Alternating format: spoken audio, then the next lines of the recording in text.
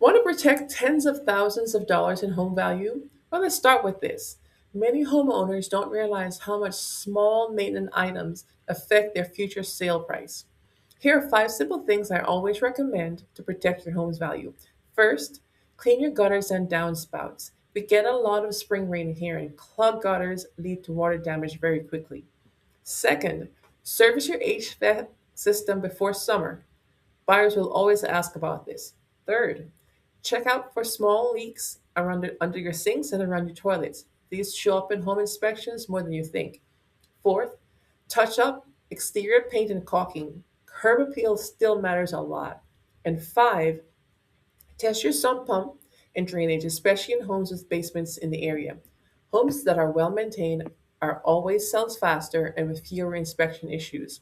If selling is on your radar in the next year, protecting your home equity starts now.